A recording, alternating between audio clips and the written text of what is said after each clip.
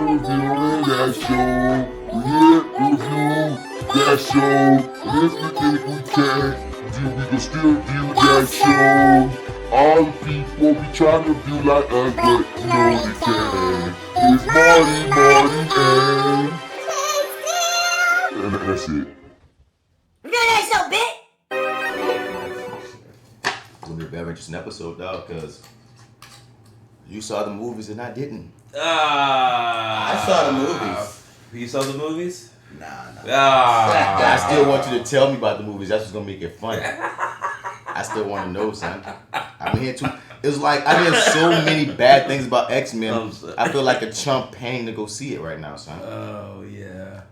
I mean, yeah. So the thing about No, don't tell me yet. Don't tell me yet. Oh no. Don't tell me yet. Right. Fair. I don't know yet.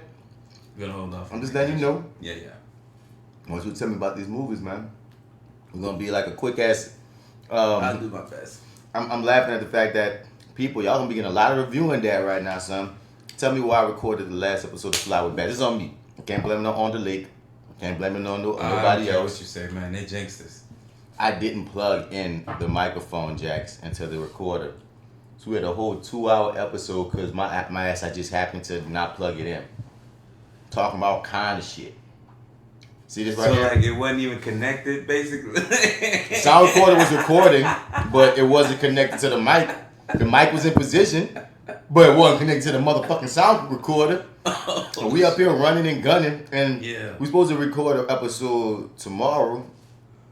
And I'm like, so do we talk about what we talked about? Yeah. Do I create a new situation? Cause fuck. Yeah, I've got Hunting down 10-year-old Weavers for acting while black. Been a freaking headache with schedules with her. Oh yeah. Oh my goodness, dog. I'm telling you, son, I'm about to be so efficient with this recording and uploading shit. Because I would have just uploaded her interview as soon as I got it, like I do a lot. Wouldn't have this problem. Same thing with FlyWithBats. That's I've just been thinking like, oh nigga, pay attention, dog. You put your headphones on, bro. I might put them on right now because I already checked. But still, right. if I had my headphones on, I already know it. It's like, oh, ain't shit recording. So y'all get reviewing that show. Yeah. Another one. Like there's been like 3 back to back. You got more us in this bitch reviewing things. Welcome to the Reviewing Dat Show. It might be episode 80, you heard me? It's that actor guy, Mr. Bats in the building. I'm here with my dude. Marty, your favorite host. MartyEdwards 504. Instagram, Twitter, and Snapchat. We had back-to-back joint Your30 where Marty had to be on his best behavior because it's Your30 partner. Black Act Petey was in this thing. Keeping you honest. Yeah, like trying to, ask me about my favorite host. You all said it. So I gotta tell the world. I'm your favorite host, Marty. But it starts stuff at home, so gotta keep it happy home, Yeah, man. Gotta keep it happy home. We got the great Raheem Gillespie in the background, just he floating around. On and off phone. He around these parts. He might talk, he might not. Man, before we get into that, dog, there's a lot of little news bits, man, that we could get into before you give me your rundown of Dark Phoenix, the only X-Men movie without an X-Men title. And wow. And fucking Men in Black International, which when I ran into you randomly in Triangle Deli. I'm like, oh man, because I was like, such in my head. I was like, who the hell is this nigga stopping in front? Oh, this is bad. I said, stand here and give off intimidating vibes. I'm like, am I you know what? I am standing in front of the drink machine. Yeah. I'm in this nigga's way. And also I just so happened to need a drink from that specific one. Yeah, so the guy walked back here. Kind of the same thing. Said, I wouldn't even see you if I didn't come to get that specific drink. Because normally I would have just got it gone and left. Normally, since I didn't have my headphones, the only reason I was standing up there, because normally I go sit down in the corner and just have my headphones on until somebody sit. At the gas station? I mean, at the corner store? At that time of day, when there's not that long line wrapping around that bitch, I'm saying, I know you mean like something more efficient than how it sounds, but it sounds so funny. I just go sit in the corner. Put myself in timeout, you heard me. I know, make it sound like I'm antisocial. Like, don't talk to me at this store. I don't want headphones. headphones. I don't want any new friends. None. You know what I hate is walking around in my uniform. I don't want to say the place, but I walk around in my uniform and then motherfuckers start asking questions. And I can't. And then it's always for a fucking department I don't work in. Nobody ever wants to know anything about the shit that I can answer. They always want to know some shit about cell phones. You work at such and such? Yeah, oh yeah, man. So what's up with them Mac computers, bro? Because I'm trying to get me one. I'm like, man, I don't sell that. I don't know nothing about Mac computers. I sell movies and shit. Yeah, man. I don't sell you that. You want a TV? I got you. I got you, bro. Yeah, man. You want an HDMI cable? So, got you. You doing the 48 this year? Yes. Yeah, we're trying to iron out some things. I kind of had a false start, man. I feel absolutely terrible, but I got to get I just got to put my personal life on the back burner because it keeps fucking with everything else. But we had a little false start. We were supposed to meet up to kind of, just shoot something, whatever we could, just to kind of get back into some sort of rhythm before we actually had to, do the festival. But we are definitely doing the festival. We're just trying to... Registered? Yes. Are y'all doing it? Cause I asked the Arrogant Observer. I remember when I asked you, you're like, I don't know, man. Maybe. Yeah. And then when I asked the Arrogant Observer, he's like, nigga, of course. I'm like, well, I'm here to tell you right now. It's happening. We're what? Whoa. We're not gonna miss out on doing it again this year. But it's like a lot is in my freaking hands, and I've been busy. Like full disclosure, I'm supposed to be getting people together for a meeting this Sunday. Haven't done it. Like everything's in my lap while I'm busy because Five, my partner, Raheem was exiting the building, but my Five co-captain was usually he has 2 children now, so his schedule is like hard to let knock down, and it's like, dude, you got me doing the organizing thing. This ain't my job, but I'm gonna bring it together. I'm gonna be rusty. And it was funny. It's my job to pull most of the people together because like we always do this Ocean's 11 thing. He Danny, I'm Rusty. They always got that scene at Ocean's 11. I think it was Ocean's 12 when Danny asked everybody, like, wait, so who do you like? He's like, who do you get your stuff from or something? Oh, we always look for Rusty. That's how it typically can be because I got a lot of connections. I'm more social in that realm. Like Mike be in Mike land, and then he was like, let's go do the 48. It's like, okay, Avengers Assemble. But I don't know. I think I'm gonna just direct this shit. I don't know. Like I don't have no affinity to be in anything. So I think I'm gonna just lay back. That'll be cool. I want to kind of be. Excuse me. I kind of wanted it to be a little open in terms of sort of what we wanted to do because it kind of like we either co-direct, me and Jenny, or it's kind of like a directing thing. Like one of us is either always behind the camera. So I was just kind of wanting to open it up to some other folks if they see what they were interested in doing. And man, really, I'd like to get some stuff started outside of the 48, but the 48 is always a great jump start. Like everybody's like high on adrenaline and momentum, no sleep. Yeah, it's like, look what the fuck we did in 48 hours. Imagine what we could do with 72. And I'm jaded, dog. I've done at least maybe 12 of these at this point. So it's like you're like, I'm not. I'm at a point. It's like, okay, we gonna do it. Luster. Do it. I mean, like I don't have as much luster, and like I often see the potential of like that will come with mine. So I got some things I want to plan, but right now the 48 ain't hyping me towards it because I've already heard that speech. I've already given that speech of what you just said. You know what I'm saying? Yeah, right. So it's like, to me, the 48 is something on the docket. Knock it out. But my main concern is, okay, are we gonna build this brand? Or are we not gonna build this brand? We're gonna build this brand. Let's put in this time to get more official with it. If not, I can just work on the things I've been working on. You know what I'm saying? So, or am I just gonna just take point on all this shit? But that's a whole other conversation. But get into the Reviewing That Show, man. A few things out there, man. How you feel about Sinaa Lathan voicing Catwoman? That's something on the news docket that's out here. Voicing Catwoman on Harley Quinn's animated series that's coming on DC Universe. I'm always for black voices. She got a nice little sultry voice. Yeah, I like Sinaa Lathan. It seems cool. Yeah, that's an interesting choice. I'm all for her. She's done. what was she on? She was on like the Cleveland show, I think. She was the wife, right? She was the voice of the wife on the Cleveland show for a minute. Or was it the daughter? I think it was the wife. I think Yeah, it was the wife. I'm pretty sure it was the wife. Yeah. But so I was like, I'm down for this.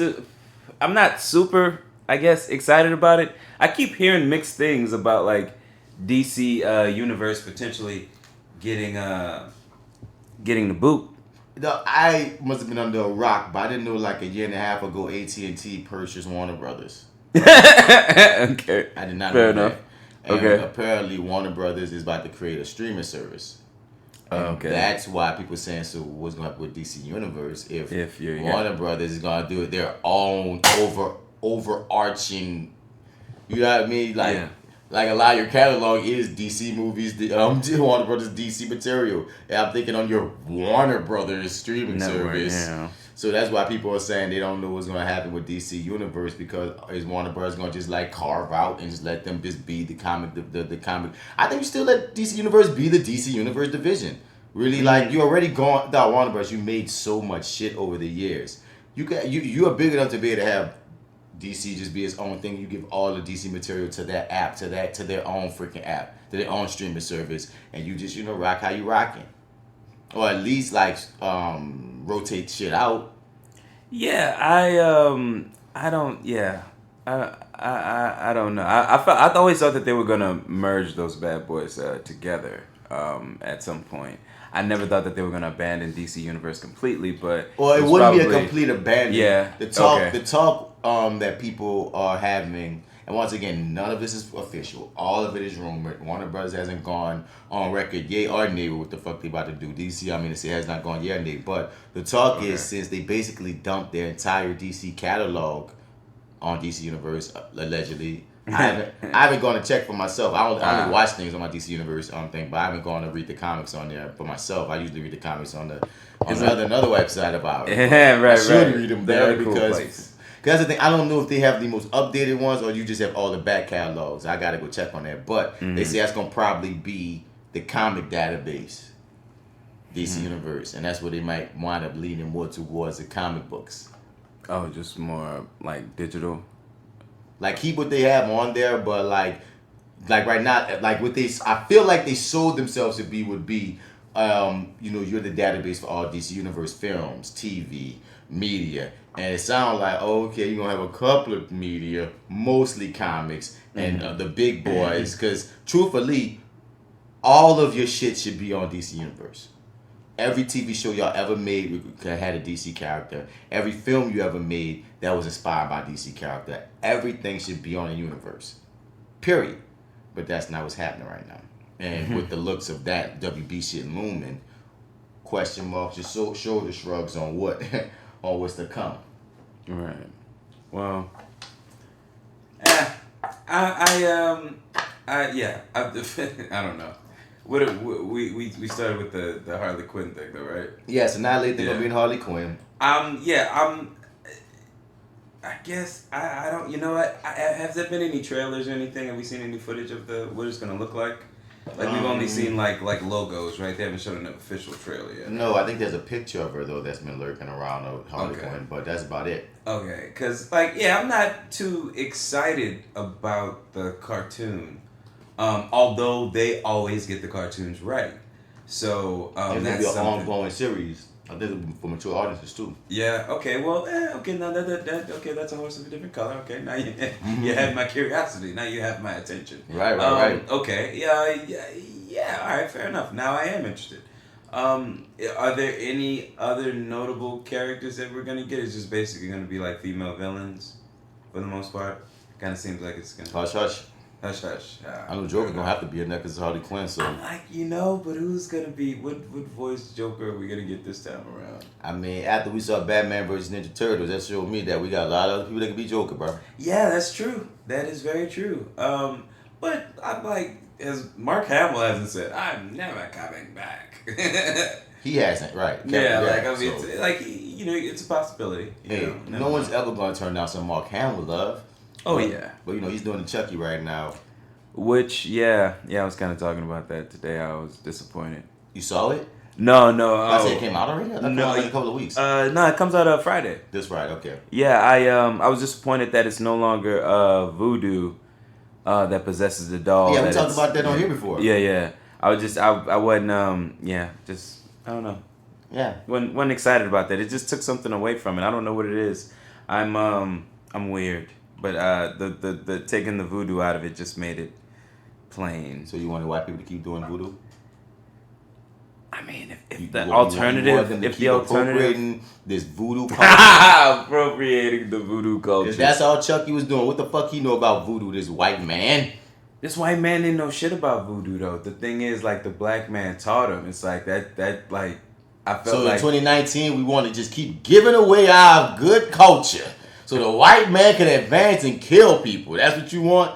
You want the Chucky-led lore to be our fault, the black man's fault for giving him our shit.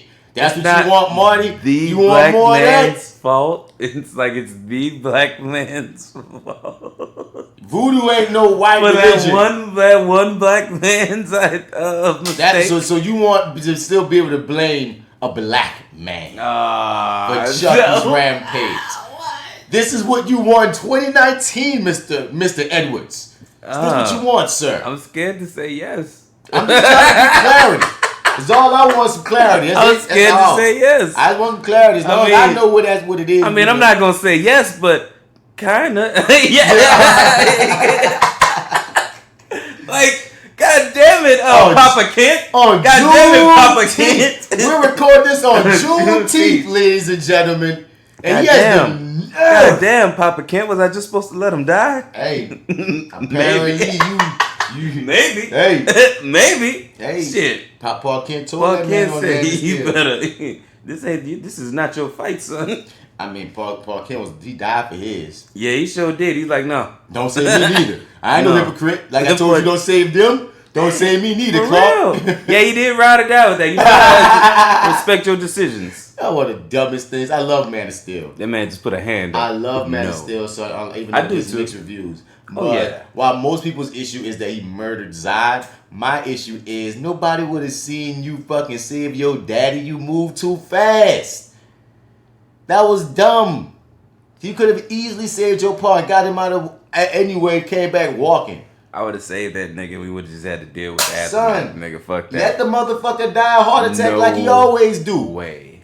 Not a storm, because that was the tragedy of the Christopher Reeve Superman that started that made his way in the comics. Because for the longest, Superman daddy wasn't dead, but they started that shit like in the late 70s, early 80s of Superman's dad died because of a heart attack, and that was one of those things that with all the superpowers he had, you still couldn't fight that. You couldn't save your dad from that. There's something poetic about that. You know what I'm saying? Yeah. Nigga, your dad we saw clearly a option to save him.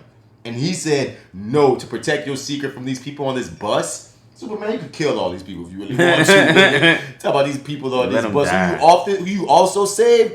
I'd be like, bro, I saved your life, dog. Don't be telling people that shit. Let my dad. Hush up. It's just dumb. It's just dumb. You just took me on a whole nother ride with that. That's my main problem with Man of Steel, son. Yeah, sorry. I always like to bring up Paul Kent and his philosophy. Maybe. Like that's so trash. That's his advice. Trash. But Paul Kent, was I supposed to let him die? Maybe. Trash. Maybe. They but got Paul it wrong. Kent, was I supposed to? Was it right that I slit Zod's neck? Maybe. I'm like, come on, man. What the fuck? That's his goddamn motto, man. Put that on his gravestone. So you ready to see John Wick in Marvel? Oh God. No. No. Not after that last one. What is is Keanu Reeves coming or? No, I'm just playing on words. It's not John Wick. Man, thank God. But Marvel is trying to get Keanu Reeves in a film. They want some of the Keanu. Somebody said this recently on my Facebook that Keanu Reeves is this generation's Chuck Norris, and I had to laugh like, No. Now, you don't have Chuck Norris. Not the racist side Chuck Norris. The whole thing about how Chuck Norris's beard is so thick that you can that whole freaking pop culture. Yeah. Keanu Reeves is the man because of whoop-de-whoop. Yeah, he is sort of the unbreakable guy. Yeah, I'll give you that. Okay, fair enough. Yeah, okay, cool. Yeah.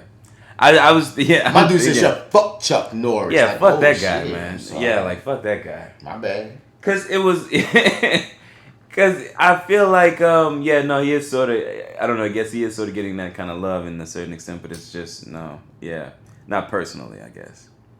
If you don't like Chuck Norris, you don't like Chuck I Norris. don't, man. But I would love to see Keanu in the Marvel film. I'm just trying to think of what character would he play. Yeah, see, that's my question. Are they going for like is he going to be a piece of it? Sorry, is he going to be a piece of an ensemble, or are we planning on giving him like his own thing? Like, are we trying to create a new character, or are we trying to give him a character, a franchise? Well, right now the Eternals is allegedly casting, so it's a possibility he could get a slot on there, and that's a squad, that's a team movie. But Keanu's Keanu Reeves. I mean, he could be a character all on his own.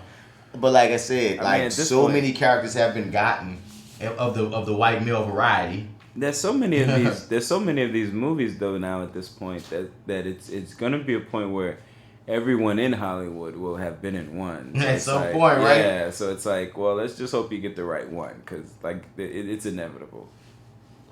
It's gonna happen. I'm really trying to see who Keanu Reeves played. Like in terms of, I'm trying to think. Like in terms of like who's left. I mean, who's left? Right. Keanu Reeves could probably be an X-Man that I'm not thinking about. That's what I was like. I don't know. I was like, is he may be a little too, depending on how they want to play. Reed. He is not gonna be Reed. No. Hell no. You don't think he could do it? Nope. I was on record. Nope. Well. Nope. Well. Not at all. Okay. Dr. Doom. That would be interesting. All right. That'd be interesting. Cause they said like what? Nope. They said Fantastic Four is how many years away? 4. What's funny is I was reading this thing. Kevin Feige was saying that he's having fun right now. Figuring out how they're gonna work X-Men and Fantastic Four into the universe.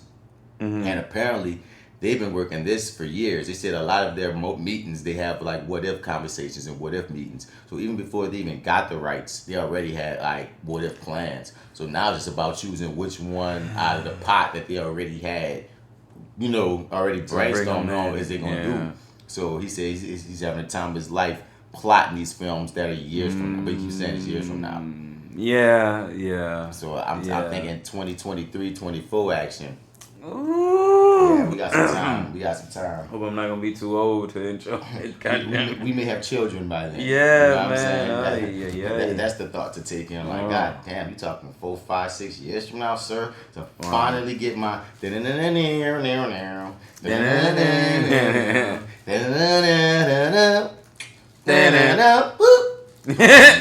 my shit, man. Yeah.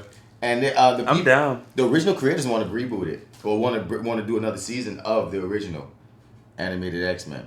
And I'm like, if you did another season, you have to update. So you have to do a time jump. You gotta do a time jump, because even the tone of that show, the way animation and the way cartoons are now, and the way that we take in stories, like, that's classic shit for its time. I want to see a new X-Men property, whether it's a TV show or animated show. I want to see that because I really feel like that would work. feel like X-Men would work better in serialized form. As do really most comic properties, to me, work better in serialized form, man, in TV shows and ongoing TV animated series and such. But, and those creators were great at adapting the comics of the time. If y'all creators want to come back, y'all got to adapt the comics of the time and update a lot of shit. Yeah, and I think also too, like the question would be sort of what's the audience for it, like this reboot. I mean, everyone always gonna fuck with X-Men. Yeah, you think so? Okay. Yeah, I think X-Men is a property. But my thing is this: they're not talking about a reboot. They're talking about sequeling what you had from the '90s and 2000s. Oh, they want to take that same. Oh, they want to do another season. They didn't say they want to start it over. They want to do another season. Oh, okay, my bad. I heard that wrong. And I'm saying that could be cool, but it also could be, I don't want to say problematic, but could have issues because it's such a product of its time. That's all. Yeah. Well, I've gone back and rewatched like 1 or maybe 2 episodes. Oh, these all be on Hulu for a while. I forgot you didn't have. I didn't have Hulu, but they were on Netflix at one point. Every season was on Hulu for a minute. Oh yeah? It was like for a short minute, and I remember watching and just kind of feeling like, oh, dang, this is a little like kiddier than I remember it being in places. Like like meeting Colossus and stuff like that. Like that whole like it was kind of I don't know. I just remember it as a kid, it playing out more seriously, and it just I don't know. It didn't play exactly the same way, but it still was serious and positive. It was still. Oh yeah. At times when I would go back, I had the same sensation of. Man, like, but I think it's really a product of its time, dog. It is. I mean, nothing will ever replace the moment, like a serious moment, like even still to this day, when they go back and the school is in rubble, and he's like, no, like that shit. I'm like, oh wow, that still plays. I'll be damned. People died in that cartoon. Yeah. Like, so it's like, so. And when you really get into the I don't know, and also too as a kid, wasn't really grasping the concept of like, goddamn, like that. This is some shit. Like, they sent you away, Jubilee. Yeah. they got rid of you, baby. Anyway, yeah. And this is the age of they can't say the word they can't say the word kill. So if you ever go back and watch either the old Spider-Man or the old X-Men, notice all the other words that they have to use instead of saying the villains have to use instead of saying kill. I will annihilate you. We will exterminate you. We will destroy you. You can use all these other words, synonyms, but you cannot say kill. And once they go hit me to when I watch all these shows, I be joked out. I was like, well, at least we're teaching the kids vocabulary words. Think about the first time you heard the word annihilate. It was in a cartoon. It had to be, no. And then that translated into your into like when I play with my toys. I will annihilate you. We're gonna destroy you. Yeah. So it's okay. Yeah. Humans don't destroy humans. Destroy. That's such a heavy thing to say. I'm gonna do to somebody. But we just that's just how that's how it was. Yeah, but do y'all thing. The comic code was different. Marvel bringing back Endgame, into theaters. Because what? Post credit scene. They're bringing the whole movie back. Because they're adding a couple of post-credit scenes. Look at that. Them niggas said we still trying to make some. We coming for that Avatar ass. Nigga. We want some money. So they gonna make niggas pay basically to see the end of the film. Think how that thing's gonna work out. I'm gonna tell you something right now, man. I enjoyed the fuck out of Endgame, but you will not legitly get me back in the theater for a 3-hour fucking movie. Just for the fucking stingers. I mean, goddamn. How fucking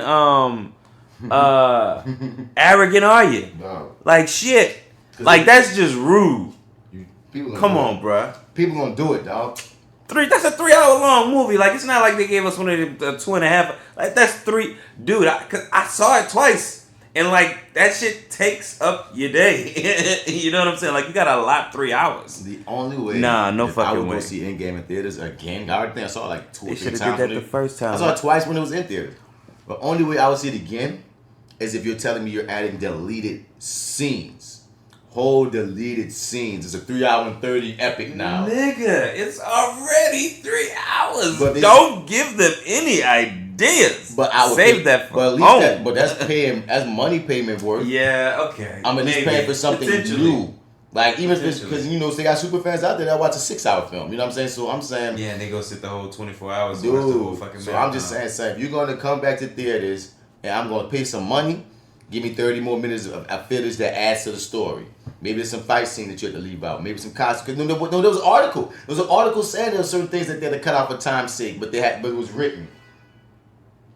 But was written or some shit. And I'm like, well, that's interesting. Or that's interesting. So certain like whole scenes. But okay. So if we gonna do that, let's do that. But that's not what they're saying. They're saying no end credits.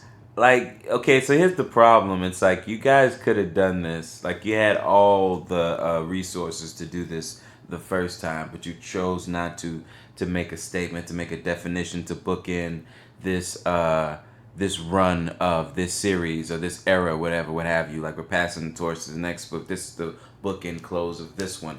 I get that. Now to go back and do this shit all over again. I might have been wrong. Oh, you wrong? What?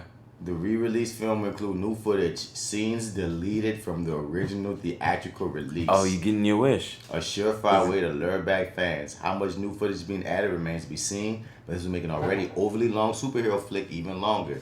It better be worth it, says Forbes. Okay, the news comes via comicbook.com, where it's straight from the horse's mouth. While attending the Spider-Man Far From Home press junket in London, comicbook.com's Brandon Davis spoke exclusively with Marvel Studios president Kevin Feige, who confirmed that Avengers Endgame was heading back to big screen for a theatrical re-release. Not only that, but this version of the film will arrive with extra scenes that weren't included in the first theatrical release. We're doing that, Feige said of Endgame re-release with new footage. I don't know if it's been announced, and I don't know how much, but yeah, we're doing it next weekend. That certainly sounds like confirmation to me. Okay. Oh my goodness. They said so they're just gonna give us a longer flick. Okay, all right, fair enough. My bad. I'm gonna watch it, dog. Shut up, Siri. We'll see. I'm not sure. This one, yeah, that was already a long flick, dude. I understand. They're right. I just gotta see where the movie's. I mean, what the runtime is. Like if that movie come out and I look on the thing and they say Avengers Endgame re-release 3 hours and 7 minutes. Nah. No, bitch, stop listening to Siri. God damn it. And I'm like, nah. She's so good. Nah. But if it's like, it's now 3:30, like, damn, yeah. That bitch 3:30, 3:35. Oh, I'm gonna watch this new shit. Might even finally get the AMC back. Man, if they, I don't know. But you got the AMC pass, you fucking.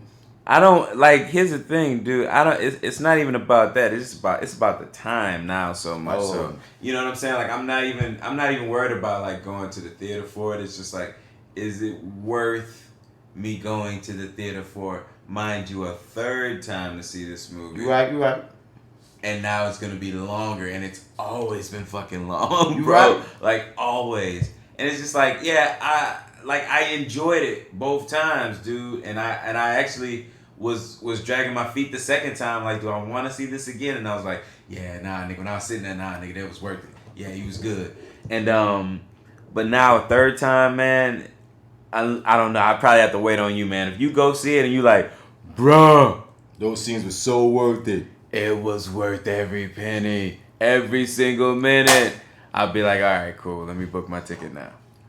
but short of that, I probably won't be going to see it. Yeah, the re-release. So and then we got Spider-Man about to come up. It's right around the corner. Why y'all couldn't just put those post credits on Spider-Man or whatever? Right. But let's see what they do. Early reviews for Spider-Man is really great. Yeah, good to hear. I have every confidence in them. Me too. Yeah, so I'm sure it's gonna be awesome. Apparently, the rumor was Feige said if Sony wants to do a Spider-Man and Venom film, it's on Sony. And I'm like, I don't want to see young ass Marvel Peter Parker with old ass Tom Hardy Venom. Keep them separated, man. Now, if you want to introduce a Venom in this Marvel world to to bounce off of Tom Holland, I'm good with that. But the crossover of universe, if you're gonna cross over put it like this, cross over the universes, but make it a multiversal thing. Like accept it like that. Not that they're gonna be at odds. Like all of a sudden you about to have Tom Hardy's Eddie Brock versus Tom Holland's Spider-Man. But no. Making this, because once again, according to the trailers for Spider-Man, the snaps open up the portal, so they got multiversal shit going on. So I'll accept a crossover film with them accepting that, like watching the animated one, Into the Spider-Verse. It's like a live action Into the Spider-Verse where some multiversal cause is happening to make these two heroes from two completely different universes have to fight alongside each other to do something. I'll accept that before you try to tell me that Eddie Brock and that Peter Parker are supposed to be the iconic villain rivalry. Nah. It just unless you drastically you rewrite, you retcon Eddie Brock and use the same actor but just treat him like he's a villain now, because like he's the anti-hero, but he's not. He's too old. Yeah, but Tom Hardy's Eddie Brock deals with a grown Peter Parker. If he's dealing with a Peter Parker, he's dealing with a Peter Parker out of high school. This is a junior Tom Holland. Well, I mean, like you said, though, if the universes though cross, then I mean, that's all I'll take it is that they're both heroes of the film and they're trying to fight something else. Because if you're gonna put a Venom, Eddie Brock in Tom Holland's world, it got to be like Tom Holland went to go start. That Peter Parker started interning for the paper. And like, you know what I mean? yeah. You're senior, so maybe you want to go over there to intern or maybe, get some extra credit, what have you. And we got a college age Eddie that's already working there. And then you can play off of that. Maybe Eddie's interning. Oh, that'd be dope. I would do that with them because then that. there'll be more at odds close in age. And then you don't even pull the trigger on Venom in that film that you introduced Eddie in. You let that rivalry build a little bit. Yeah, and don't even call him Venom. Just keep calling him Eddie. Yeah, no Venom even happening yet. They just don't fuck with each other, work at the paper for a movie or two. Yeah. So then when you finally bring in the whole Venom concept, Spider-Man 5 or some shit, Spider-Man 4 or 5, then, you know what I mean, you got Eddie there. That could be a cliffhanger at the end of like Spider-Man 5 or 6 could be the cliffhanger of the iconic scene of, him ripping off the Venom in the black suit and it falling on Eddie who don't rock with him no more. There's a way that you can slow play so much of this in the Marvel world of with Tom Holland without making Tom Hardy's crazy world have to have anything to do with it. That's what I'm at. Yeah, I agree. I think that's the better way to go. I think Venom is too good of a villain to sort of give up, though. I definitely think the way to go is to what you just said. What you just said. So there's some teaser dropped. For what? Spidey. Some new final teaser dropped for Spider-Man? Yeah, and I'm like, what else can you show? You're kind of giving us half the damn movie. What else? What else, y'all? Why else? Yeah, I don't know if I want more. Let me see what this is. If I'm tripping, you've shown us a lot, really. There's a Peter and MJ clip that was uploaded 6 hours ago. I'm not clipping it. Nope, never mind. Don't want it. Not interested. Shouts out to Robert Downey Jr. though, who says he wants RiRi Williams to be introduced into the Marvel universe. That's dope. That's Ironheart for people that don't know, the black girl that took up the mantle of Iron Man basically after in the comics Tony died. And there was a hologram Tony that was helping her out and shit, but she created her own armor and she a cooler chick, and Robert Downey says the direction they should go, and I'm with him. I'm with it if they was able to do that. Yeah, I don't know much about the character. I do, but my research has always pulled up like outrage against her for some reason. Because she's black, a black girl. Yeah, that's what I was gonna ask you. Is that primarily what the issue is? Just that she's black? I mean, they don't write her the best all the time, but also most characters, like when Miles Morales first came out, outrage. When Jane Foster was Thor at first, outrage. But then when people started making the stories, and then people gave it a chance, and now everybody sucking the dick. You dig? So at some point, we're gonna get her just due. Yeah, that's gonna be what it be. But if it's maybe it might be in film before in comic. You know what I mean? Maybe like if you do it right, but it depends on how you do it. Some people wanted them to make Shuri like the surrogate RiRi, but I think RiRi should get to be her own character and let Shuri do what Shuri do. Yeah, and then they've got Shuri's got her own comic now, so I mean just let it be her own thing. I mean, as however long Black Panther goes, Shuri got her own freaking hero to be. You know what I mean? Yeah. So let that slow burn, because the mythology that's the comic genre and lore is not going nowhere. I feel like we're gonna be it's become its own drama, comedy. You know what I mean? Horror, suspense, comic book. It's a genre now. It's like we watching hip hop. You know what I mean? When it started or some shit. In the next 20, 30 years, there's going to be so much in that genre, our heads are going to explode. Yeah. So. And only more to come. So much more to come. So, tell me about Men in Black International before Dark Phoenix. Oh, wow. Men in Black International. So we've both seen Thor Ragnarok and would agree that Chris Hemsworth and Tessa Thompson have chemistry together. Definitely. Yeah, chemistry, definitely. Like it's unarguable. It's we both agree there. That chemistry took a break for this movie. They're not rocking off each other nice? Nah, they're not. And I was listening to another podcast, and then I started doing that thing that you like to do.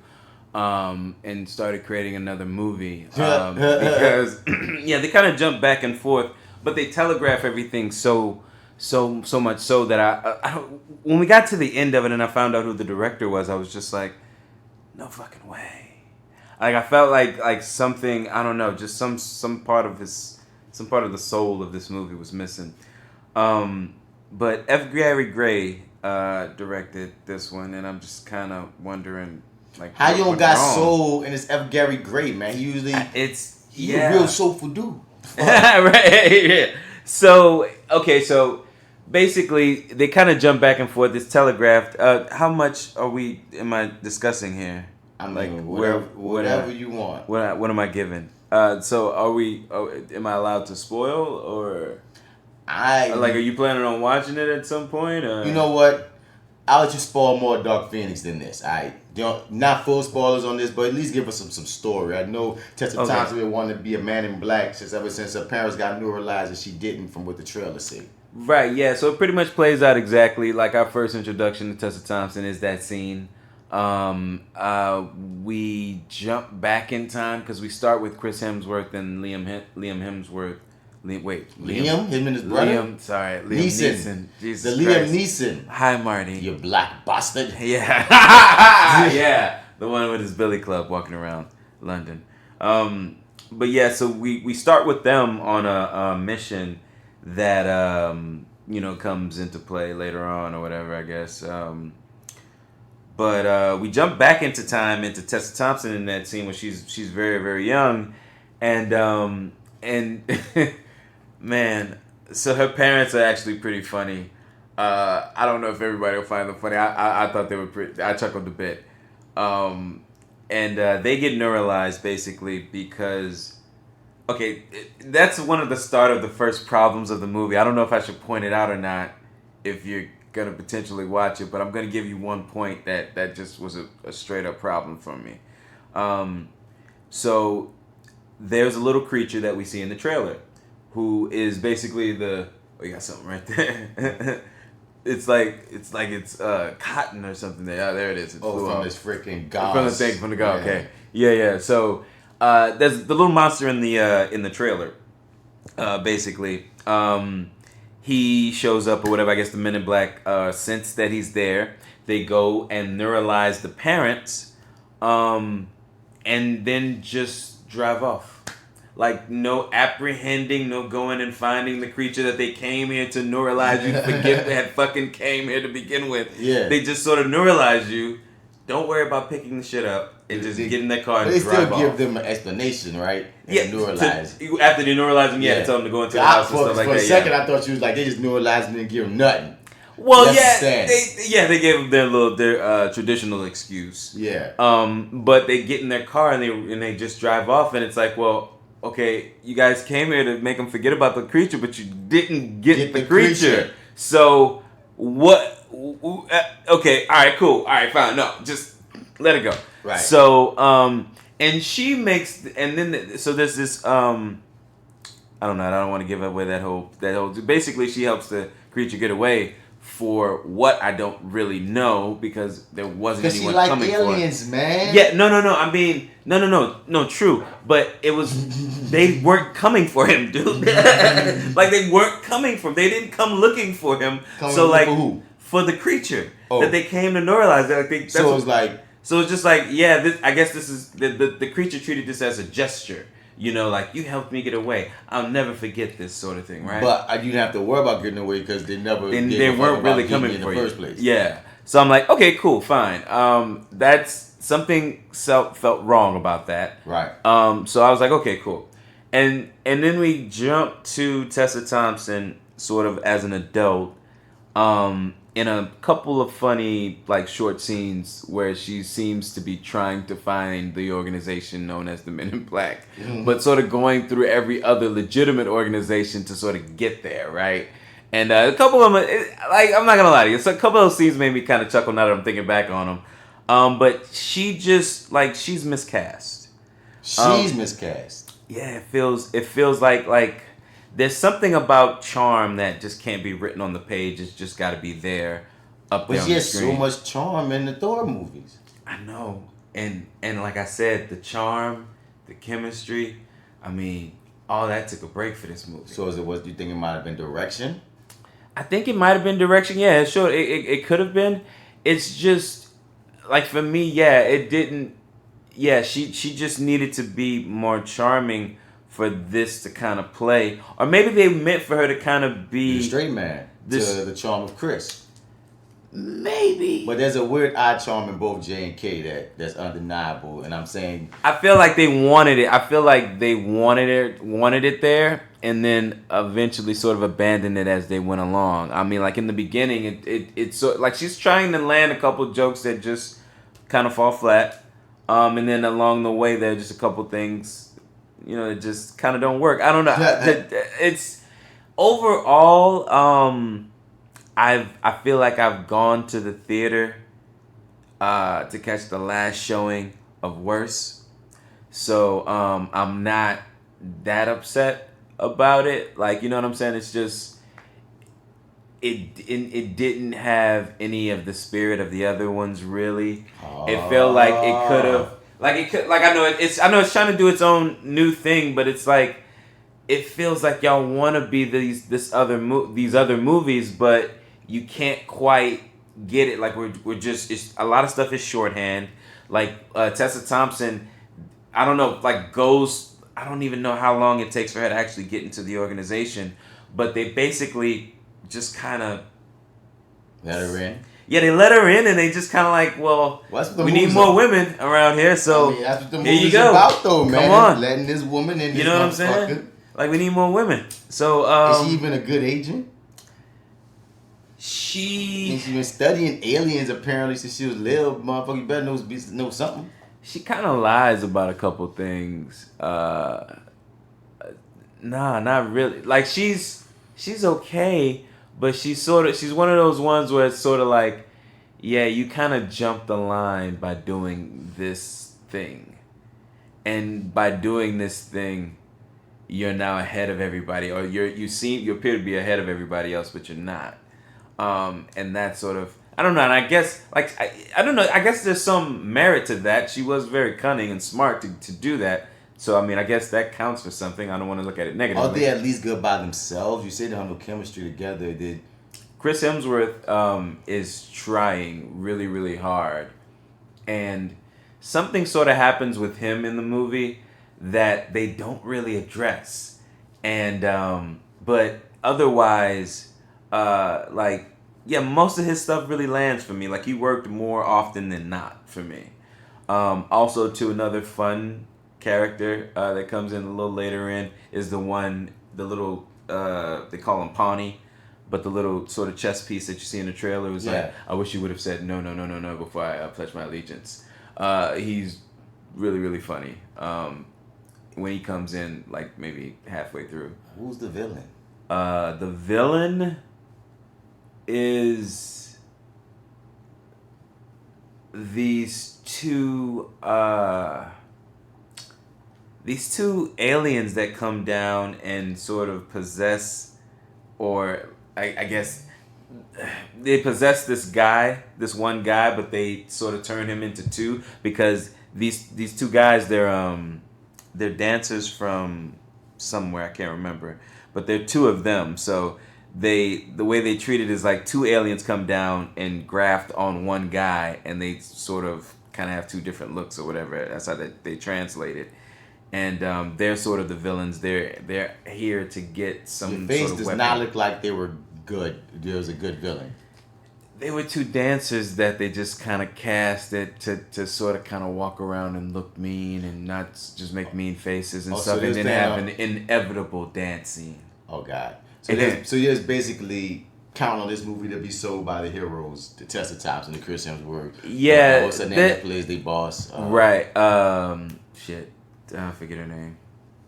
Something. Yeah, she's legend though. Yeah, she is legend. Yeah, no, I don't know. Emma Thomas. Emma Thomas. That's it. It. Yeah. There's some twists and turns that I would rather, if anybody's gonna watch it, I'd rather not say. Yeah. But also the movie telegraphs it. You're gonna we can have a really great conversation if you just watch the first 10 minutes. Yeah. Because everything is so telegraphed. I mean, there are some twists and turns that happen that, probably better if you're gonna watch it, better not to discuss. Tell me about Dark Phoenix, dog, because I know it's my fault that you saw it. I said we was gonna cover it. Yeah, you told the whole podcast.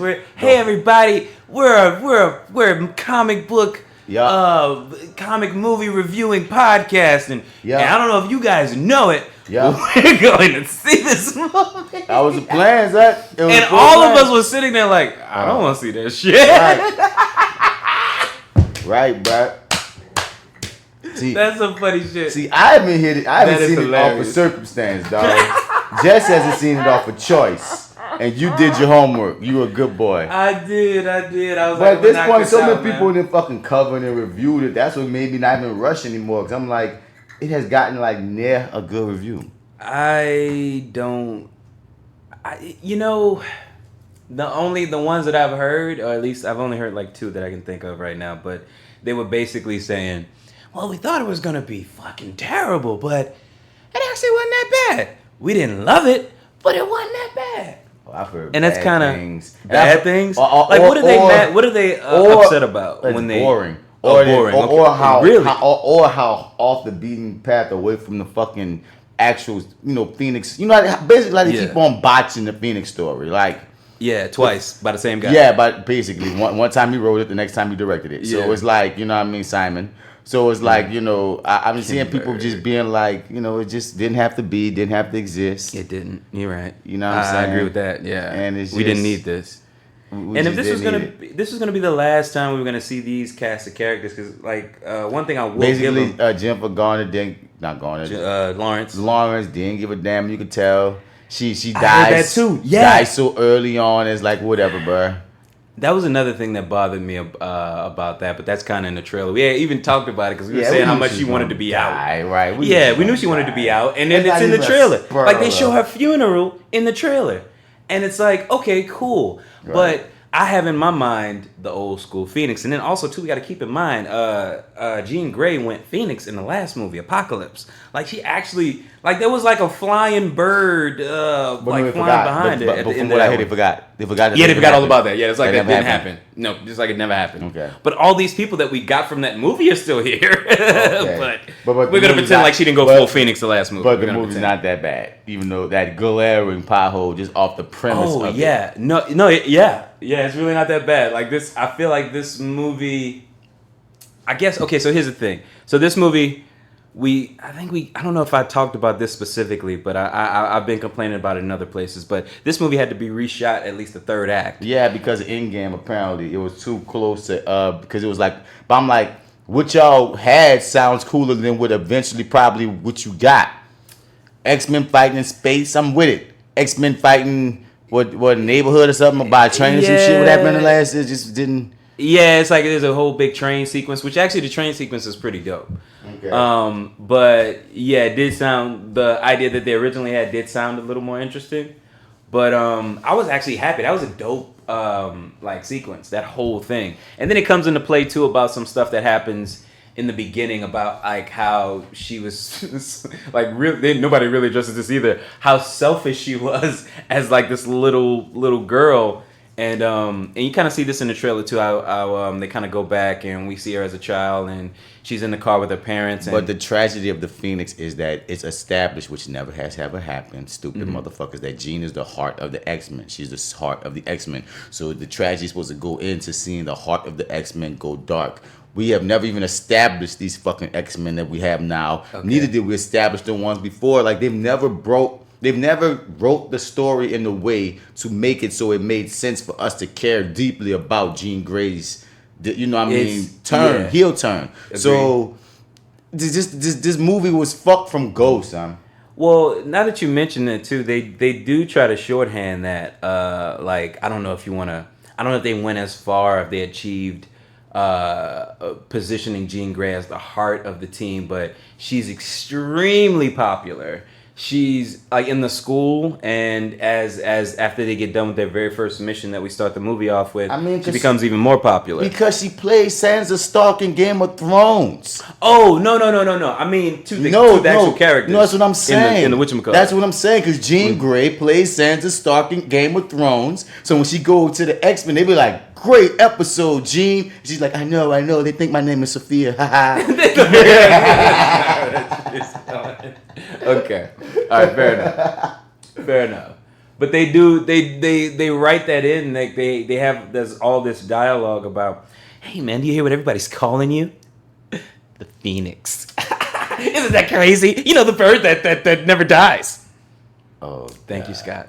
Go kill yourself. But the movie's not that bad, says Marty. It's not. But It's not. The movie's It's just really not that bad. It's really not. Like I can go on and on about like what's wrong with it. I mean, we got okay. So she's popping in school. Some shit happens in space. Right, and she comes back. She's like hella more popular. But She so what all happens one. is, so the thing is, like they still try to hold on to this idea that Professor X blocked off the powerful force of the Phoenix inside of her head mentally somehow. Oh, you mean that was from the last version of the X-Men that was rebooted because of Days of Future Past? Mm-hmm. That thing. That thing. Because you do realize that. Have you ever seen that meme of how old they must get within 10 years? Because I know, okay, Because in the 90s, if they look like McAvoy, Fassbender, and then by 2000 they're gonna look like goddamn Patrick Stewart and McKellen. It's like, what's going on here? I'm so glad this version's done.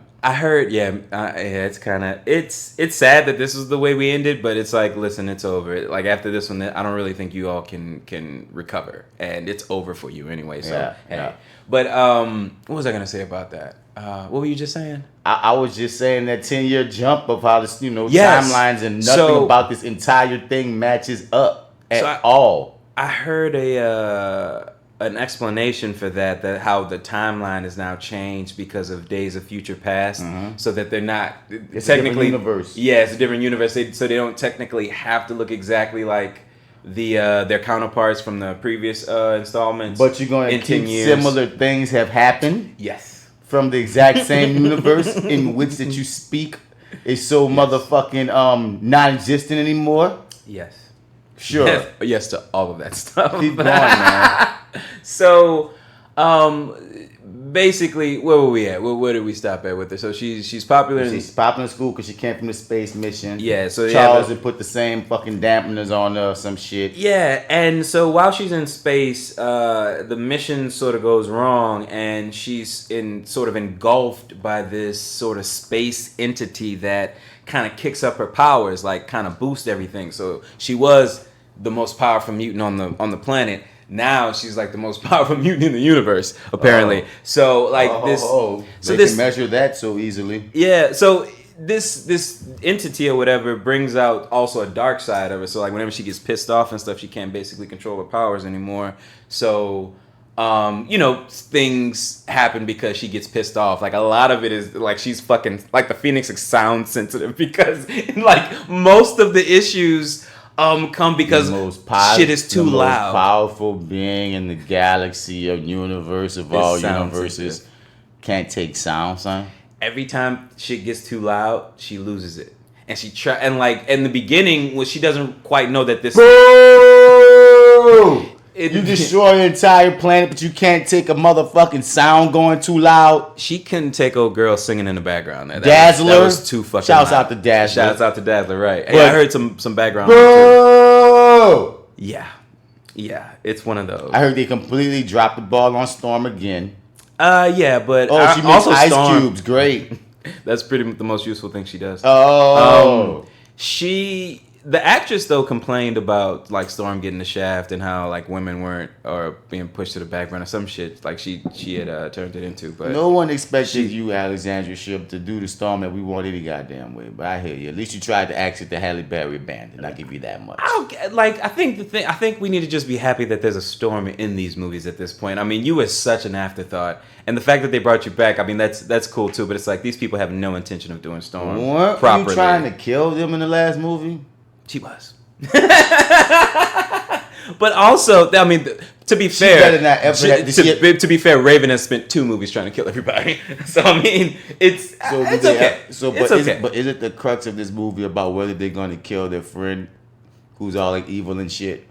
She better have any high and mighty speeches. No, actually. So his Storm better have not one high and mighty speech because when she just got on the team, and she all does she? No, but she's. Actually, you know what? I take that back. I did say Storm gets the shaft, but they don't give her a lot to do, but they shoehorn her into the final battle sequence. I just watch these movies like, why is Mystique a good guy? But continue. Yeah, I know. Why is she an X-Man? That hurts my head. I don't. Yeah, it hurts my head too. But then, like, she's not the same Mystique I grew up with. She's a different one.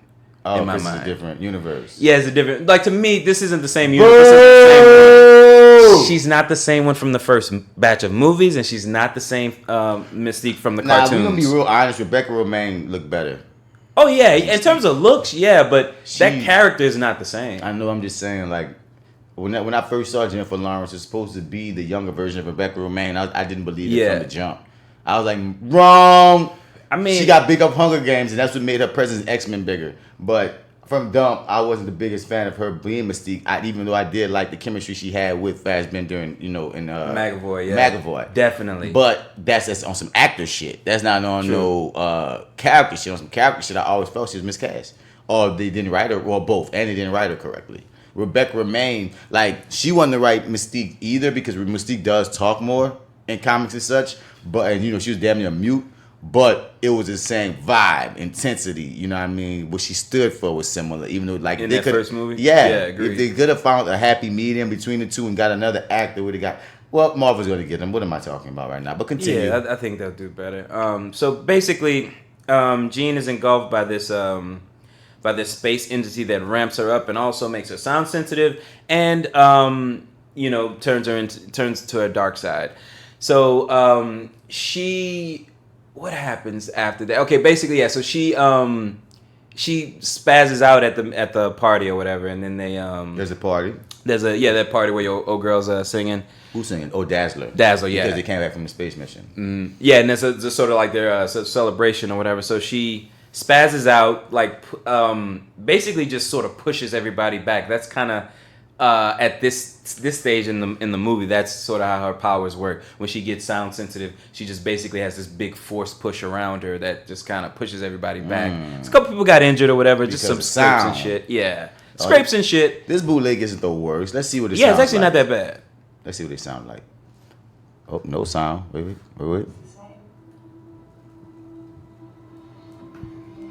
Hold it. Not the worst. You know what, guys? I might end up watching this piece of shit. But continue. So in the beginning, we're at the scene now. So I can't remember what brings her to her father, but she starts remembering old memories and stuff about her parents, and she starts to she can also do Cerebro without Cerebro. And she figures out because Phoenix. Yeah, because she's Phoenix. And then so in the beginning, this is the Cerebro that Beast built in this universe, right? That Beast built, right? It's supposed to be Charles that built it, and I saw a clip where Charles claimed it like he made it, and I was like, wait, have we forgotten in First Class that Beast made that shit? But whatever. Nice little Nightcrawler scene, getting his ass whooped by Phoenix. Charles is really interesting in this movie. Like, this is sort of the darkest turn I think they've ever given Charles Xavier, because he's really, and like, he kind of says it at some point. He's an asshole in this movie. He basically is like, just to get along with everybody else, to make everybody else feel comfortable, let's rescue everybody and put our lives at risk, even though they fucking hate us. Even though if something went wrong one day, they're gonna fucking just write us all off. I mean, he's always idealistic too. But he just basically says it like what are we? Because like him and Mystique have this argument throughout the movie. Well, through her portion of the movie. Storm can do more than lightning, folks. All they gotta do is throwing lightning bolts. She's the queen of weather. Storms, hence the name. Bitch, you could make this whole bitch blizzard on this fucking Phoenix right now. But you're just shooting lightning. She could. Boo! She could. But to be fair, please be fair. Come on, I want to be fair. Like, she technically shouldn't be able to get anything off Phoenix. Like, she shouldn't be able to get anything off, because like Phoenix could shut all that shit down. Storm should be able to fly somewhere like Phoenix is up in the air and make all kind of. She should be able to make a blizzard. Fly? She unconscious. She was just awake shooting lightning bolts. Saying, but she could if she wanted to. Nigga, you're Storm, dog. Storm. She's not Lightning Girl, bruh. She's Storm. I feel like you came to the wrong movie if you expected them to do Storm any justice. Like, this is you. He came to the wrong movie. They don't do it. But if you would like to see potentially Storm do some dope shit. Oh, this how Mystique gets murdered. Okay. Yeah, that was another thing about Mystique's murder. Mystique's murder, all in the trailers.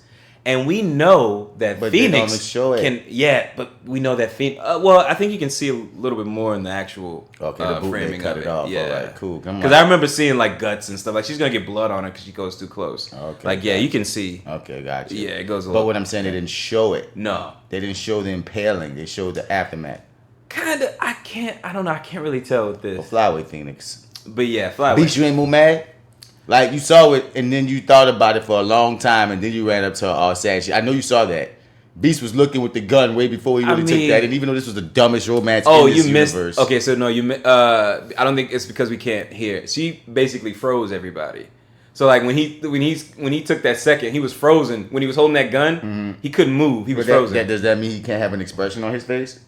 Of, if he's frozen? Yeah, maybe frozen fear. He had no expression. But before she froze him, shot my girl. This woman freezing. They can't see it, but this would have been me. Okay. You can't do that if you're frozen. Son, your first reaction would have been frozen. No. Your first reaction is this is before any of this happens. Mystique is walking up to her. Oh, so everyone when else he is gets frozen. Yeah, she gets murdered in the freeze. Mm-hmm. Yeah. Okay, that was better. You about to kill you? I'm here. You send a beast up the river, like you don't have no fucking emotion for one, dog. I must say this: you gotta blame the animated series. I don't like Beast. The animated series, dog. I remember being a kid. Me and my step pops used to watch the animated series all the time, and I remember that first motherfucking episode when Beast was in jail. No, it was the second one. And he could leave at any time. And they basically calling him nigger, motherfucker, all this. He's like, I will be better than this. And I will show you I can leave. But I won't. Even as a kid, dog, I was like, what type of fuck shit this is, Beast? They beating you up. They locking you up. You didn't do nothing really wrong. You know they racist. You know it's going to be fucked up. You show them you could leave and you don't leave. Ever since then, bruh, I ain't never been a fan of Beast, bruh. I'm always have a certain gripe against Beast. Now, Nicholas Hoult is How do you feel about Jackie Robinson? Fuck Jackie Robinson. I'm like, that's all Beast doing. He's nope, that's not what Beast doing. Beast is life. Beast is life in baseball right now. No. That's what he's doing. Beast could have left that jail, dog. Yes, Jackie Robinson is going there to be a pioneer in the sport and be the first. Beast, there's been many mutants locked up, and most of them most likely die because they niggas in this society. So get out of here because Beast trying to be the first nigga locked up. No, nigga. He's not trying to be the first. And he won't flex with it. He won't flex. Look, I can open the balls. I can close the balls. I can open the balls. I can close the balls. I'm like, open, close, the way metal works. Close, open the balls. I can bitch. I'm like, Beast, you're gonna break those fucking bars. You can't just bend them and put. They're not meant to do that. This book upside down because I'm so smart. Shut the fuck up, Beast. Yeah, no. Now I do like Nicholas Holt's rendition. Don't get it twisted. Well, that's why I always dug. I don't care what anybody says. I always thought Kelsey Grammer was fucking perfect casting because I'm like, he was the Beast. Was he not? He was Beast. Thank you, dude. That was a great Beast. That was a great Beast. Somebody finally agrees. Matter of fact, he's better than Nicholas Hoult because Nicholas Holt's hard level Beast. He's freaking Nicholas Hoult half the time. And what type of shit cop out is that? They actually, so he's So Mystique dies. He's pissed. Mm-hmm. Let's kill the Phoenix. I want to do that. And you so they want to save him. There's a group. So we're split at this point of the group who wants to take Phoenix out, and the group who still feels like she's reachable. Mm-hmm. Now,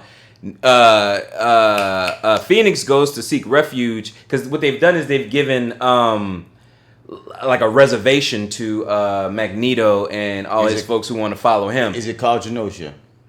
I don't know if they have it. I don't know if they ever call it by any name. Boo! I don't remember if they do, but so basically she goes to seek refuge there. She doesn't want to tell him what happened, and he's like, whose blood is on you? Mm-hmm. And she won't tell him. But then the military comes because they're looking for her. Because she's Phoenix. Because she's Phoenix. And they come in and, of course, Eric is like, stay here. But even when he goes out there to talk to him, he's like, "Don't fuck with me," because they're like, "Hey, listen, we don't want to fight." And he's like, "No, you don't." You know what I'm saying? Like Magneto. Like, okay, so for me, when Magneto gets into this shit, this is the best part of the movie because like he fucking kills it every single time. He's my fucking favorite. Everybody wanting Hugh Jackman back. The only person from this universe I take back is Fassbender. I need to think before I say he's the only person. No, if I had to choose one. Oh, if I had to choose I'll one, choose yes. Fassbender. Okay, if I had to choose one, okay, no, that's easy. Even over McAvoy, like if I had to choose if it's Sophie's one, choice, okay, yeah, no. I would take Fassbender. His Magneto, I feel like too. was wasted, like Henry Cavill, dog. Like, but he's just, oh man, this dude is so fucking awesome. He's been awesome in every one of these films he's been in as Magneto. Fassbender's been a shining star, and that's why it's not terrible. Yes, no, you did it. No, you agreed. You agreed. Nope. You did. Nope. You so agreed. I can't say an entire movie is not terrible because one character kicks ass. Okay, so and how often is he in his movie? From this point on, he just rides. But this is the first time. Like, so where are we at right now? Nigga, we are freaking an hour in the goddamn movie. We don't see him until an hour in. How in the world? And why is this movie almost 2 hours? Why? So he kicks all his ass, does all this shit. Yeah, he kicks all his ass, basically. He tells her to leave or whatever. Alien lady trying to get in the pants of Jean. So what you missed, no, actually, so if you go back a little bit, Jean is actually, to everybody else, she looks like this old, like, barfly, this old man sitting at the bar. But when she walks up, she talks to her and she's like, yeah, I'm not like them. Yeah. I can see you. Right. And then they start, talking or whatever, because the plan is to either control Jean, because she represents some alien race, right? Yeah, some alien race that are following that entity that was flying through space that Jean came in contact with. Yeah, the Phoenix came in contact with. Which you're probably never going to see. Well, so this entity apparently can destroy planets. Yes, Phoenix Force. And yeah, so it's destroyed everything it's come in contact with before Jean. So Jean was able to hold it in or whatever. Because of no memory of the last movie when she showed she had the ability to do some wild shit like that. And let's not also forget that. They could easily flash back to that. That Professor X is egging her on to, I know you can do more. How do you know that? Do more. How do you know that? Yeah. And how is she able to do it if you put these blockers in? How is she able to feed blocking, Charles? Charles, what were you blocking, Charles? It's a question. It's a question. But see, this is what she looks like to the rest of the bar. Yeah, this old ass man. This old dude. And then she just kind of comes up there and sits because she's like, I know who the fuck you are. Mm-hmm. But, whatever. But basically, so Jean has to leave because she brings trouble, with all that shit with the military and stuff. So she leaves. She goes to the bar. Oh, Jean made herself look like the old man. I got you. Right. Got you. Keep going. So, Nicholas Hoult, or Beast, goes to Magneto and says, "Hey, have you seen Raven or whatever? Or no, have you seen Jean?" And he's like, "Yeah. I had to get rid of her or whatever. She had blood on her shirt or whatever. She didn't want. I never found out who it was. Like, where the fuck is Raven?" And he's like, "Oh, you don't know, right?" It's like, "Oh, she did it," and then they kind of get together, they drink or whatever. Remember Raven, and they're like, "She must die." And he's like, "Yeah, I know. Let's go get her." Oh, so Magneto on the Merc Phoenix too. Yeah, Magneto, and he gets a couple of his crew, and they go with Beast, and they go try to find Jean. Now Jean right now is being her brain or whatever. Like, your girl's trying to get into her head right now to try to control alien her. chick. Yeah. I can't remember exactly what she's saying to sort of, but she's basically telling her how powerful she is. That's how great this movie is. You don't remember? I don't even remember. Yeah, look, that's such a great movie. This is. I didn't say it was great. No, it is not as far as things from great. Bad. Such a not that bad movie. Yeah, that's you don't even remember how the villain was cursed. I don't. The movie's called Dark Phoenix, and you don't even know how the Phoenix went dark, Marty. Nah, not really. But there is but if I may, there's a dope scene where Jean, I mean, we gotta see it, dude, 'cause I swear you're gonna laugh. There's no audio, so this gotta be the most funny shit in the world. But Jean is confronted by Professor X. Oh, is that the time she make him walk? I heard that she make him walk like a puppet, like a straight puppet. I heard of this. Like punk his fucking ass. Oh my gosh, she's like, Jean, stop. And she's like, Bitch, you are my puppet. Oh my god, I was dying laughing. I am the Phoenix, little nigga. Oh my god, little yeah, that bald shit head was nigga. so fucking funny. Little One Punch Man looking nigga. One Punch. That does look like One Punch. Little Caillou face looking nigga. He does look like One Punch. Oh, here you go right here. Look, he got. He make you like walk like ooh, it's kind of horrific. Sucks for you, Mr. Paralyzed Charles. Oh, make you walk up these stairs. They come up here because I'm evil. So basically, I'm evil. I'm evil, Gene. Yeah, I'm evil. Whatever. Keep going, my nigga. So basically, the supervillain here, Blondie, the fake Targaryen, tries. So wrong for putting her next to that Targaryen-looking bitch in this movie. But continue. Right. But she basically fails at trying to get her to come to the dark side. So she says, since I can't get you on my side, I'm going to steal all your power. But basically, that's also going to be stealing Jean's life force. So she's doing it, she's taking it. Now, let me ask you something. No, pause. Let me ask you something. Let me ask you something, Marty. Yes, sir. All right. You have this ability to take the most powerful entity in the world from a complete stranger at any motherfucking time. And you, instead of taking it from the dump, from this complete stranger, you try to mouthpiece this motherfucker that don't know you into being on your side, into turning on her world, into turning on her world. Her friends, her love. For you. Her parent. Come on. Yeah, I mean, whatever. Come okay, on, whatever you say. G. Dumbass villain. Basically, villain. This is how he fails because Jean never knew that her dad was still alive after. So that's what I forgot to say. So in the beginning, Jean gets into this accident with her mom. She wants to change the channel, but her mom says no. Mm-hmm. And then they get into some sort of argument. Music gets too loud, of course. Sensitive Phoenix tells everybody quieter, go to sleep or some shit. The next time that's what they should have just did to Thanos, bro. They should just screamed at him. Thanos is here, y'all. Ah! That might have done something. Maybe if Captain Marvel screamed. Fuck. I mean, But yeah.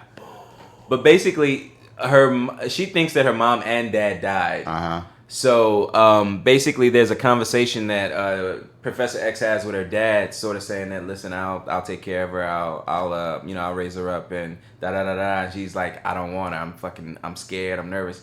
Do I have to tell her? Do I have to even talk to her? He's like, no, don't worry about it or whatever. And through that, you see how he was willing to, care for her and take care of her from the very beginning or whatever. Her real pa? No, well, Professor X. Oh, Professor X. So she's like, yeah. I can't fucking, make Professor X walk back down those fucking stairs and get into that crushed chair. Yeah. I can't do this. So she's like, you're too weak, bitch. I'm going to take all your life force. I'm going to take it from you. Yeah. So basically, at some point, though, right before she's about to take the last little bit. Props to McAvoy, because one thing I will say, dog, even watching him on mute, McAvoy could be in the most shittiest movie ever, but he will give his fucking all. Like he's in some Shakespeare. He will act his ass off no matter what position he's in. But proceed, my dude. Well, yeah, and that's look at this nigga crying for no reason right now. He ain't got no reason to be crying, but he crying. Well, at this point, because he's been fighting, saying that it wasn't his fault that Raven died, and at this point, he's finally taken responsibility for like his part in Jean and them getting to that point there, and him just not being honest from the beginning. That's fine. I'm just saying that boy. But no, he is. Yeah, that was one of the reasons why he was like, I can only take Fassbender. I was kind of like, but if I'm gonna can't leave McAvoy. I can leave McAvoy for Fassbender for Fassbender, yeah. But if I can take them both, I'll take them both. I'll take them both. And nobody else. Nobody else, bro. Nobody else. There's nobody on here besides nobody survived. Yeah, you're right. Yeah, no, I'm just saying, like, if it came down to like recasting like the X-Men, which is gonna be a fun thing for Marvel to do at this moment. You know what I'm saying? Could be. Every last one of these people that's cast as all these damn characters currently can be recast for me. Down to even Professor X. But if they said we're gonna keep McAvoy, I'll be okay, fine. We're gonna keep Fassbender, backflip, and that's it. That's her it. Name Chip. She looks like a no. Get rid of her. No, anyway. Sorry. I don't care. Give me an African girl to be a star next time. Look, African girl. Let's go. Let's get real. Come on, y'all. Cast correctly. I'm like, do I see them doing that? And I do. Yeah, I do. I do. I do. After Black Panther. After Yeah, Black Panther, I see I them doing do. a lot. I do They're see making a them doing freaking it. Shang-Chi movie, which is an Asian superhero that's not even that popular. But because he's one of their only Asian superhero characters, he's like, we about to They're make gonna this push him money. to the forefront. Like as if he was a major motherfucker, dog. They shooting that right now. Oh, no, really? They're casting it right now. Okay. It's a real deal. Like they're not playing. All right. Fair enough. Marvel said we are diversity, hope. Okay. Well, so basically we're at the best sequence of the entire movie. This is the kickoff to the train sequence, which is where the aliens, at the last minute before the alien can suck the last of Jean's life force, Scott jumps in, hits him with the eyes, boom, boom, My cool. nigga Cyclops, please get him right next time, y'all. Got him out, boom. So pushes the alien out. Basically, because of the big, huge fight and this motherfucker pulling a train from the ground up to the bottom, there's a little bit of a tension there. So there are all these people. Who did that? Magneto. Okay, because he would be the one. Yeah, doing of course. that. You know, he fucking rocks. Magneto. But so there's a bunch of attention. So these guys with guns, with dampeners and shit, they come in and grab everybody because they're fighting each other, and like right when the mutants are fighting each other, yeah. So like right when everybody's on their last leg, they come scoop everybody up and put the dampeners on them and throw them on this train. So they take Jean, they take everybody, they put Jean in her own separate cart because of course she's high priority, and she's in some sort of coma now because of the sucking of the life force. Okay. Right. So now to get the rest of it, because apparently they need all of it. They can't take what they have because she still has part of the entity inside of her, and Right. she uses it to get into this motherfucker and to really stay alive. So I Okay. don't really understand why she needs the whole thing, but she's a greedy motherfucker, and she has to go here and get the whole thing. So the aliens have to. So let me ask you this. Yeah, Jean live at the end of this movie? to an extent, yes. What the fuck? She doesn't live? Define live.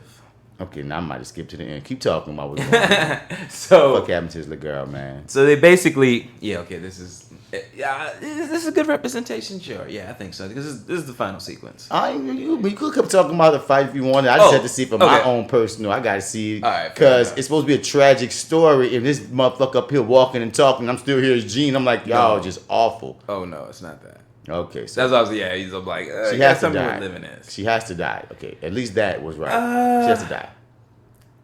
But if she's like, you gotta go to the very end. I mean, because if yeah, okay, that's what. She explodes into nothingness with the alien bitch, and then they just share the powers and whatever. But you saw whatever. she turned into that little phoenix thing before I she see did, the right? Phoenix little there, but that could be how she died. Oh, you mean that actual Phoenix? Yeah. Hey, I don't know. So if that still exists, that phoenix thing, is she still alive?